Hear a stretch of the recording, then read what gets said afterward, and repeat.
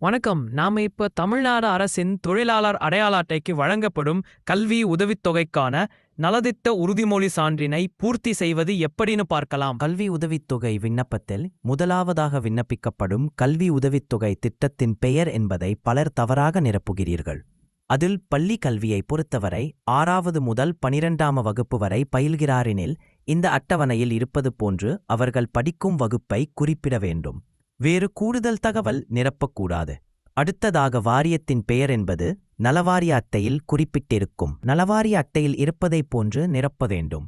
அடுத்த உறுப்பினரின் பெயர் யாருடைய நலவாரிய அடையாள அட்டையில் தன் மகன் அல்லது மகள் உதவித்தொகை விண்ணப்பம் செய்கிறார் என்பதை உறுதி செய்த பின்னர் நிரப்ப வேண்டும்.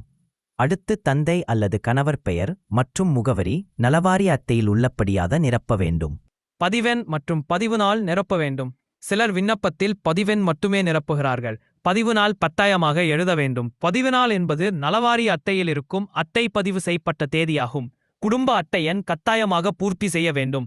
அடுத்து விண்ணப்பத்தில் உறுப்பினரின் ஆதார் எண்ணை பூர்த்தி செய்ய வேண்டும். குழந்தைகளின் ஆதார் எண்ணை நிரப்பக்கூடாது. அடுத்தாக தொழிலினை பூர்த்தி செய்ய வேண்டும். இது நலவாரிய அட்டையில் இருக்கும். பார்த்து கவனமாக எழுத வேண்டும்.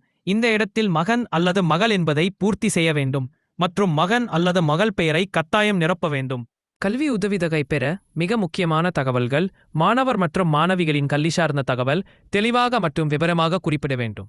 6ஆம் வகுப்பு முதல் 12ஆம் வகுப்பு படிப்பதாக இருந்தால் படிக்கும் வகுப்பின் குறிப்பிட வேண்டும். 10வது மற்றும் 12ஆம் வகுப்பு தேர்ச்சி எனில் படிப்பு என்பதற்கு பதிலாக தேர்ச்சி என குறிப்பிட வேண்டும். கல்லூரியில் படிக்கும் மாணவர்கள் எனில் பட்டத்தின் பெயர் மற்றும் எந்த ஆண்டில் தற்போது படிக்கிறார் என்பதும் பூர்த்தி செய்ய வேண்டும். இந்த விண்ணப்பம் போன்று இந்த இடத்தில் தெளிவாக மேல்கீழாக எழுத வேண்டும். கல்லூரி விடுதியில் தங்கி படிப்பதாக இருந்தால் ஸ்டேயிங் இன் ஹாஸ்டல் என குறிப்பிட வேண்டும். கல்வி ஆண்டு கட்டாயம் குறிப்பிட வேண்டும்.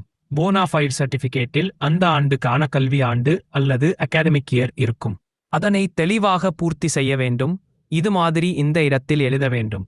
உறுப்பினர் கையெழுத்து விண்ணப்பத்தில் சரியான இடத்தில் போட வேண்டும். பலர் கையெழுத்திடும் இடத்திற்கு கீழே போடுகிறார்கள். அது தவறாகும். இது போன்று மேலே தெளிவாக போட வேண்டும்.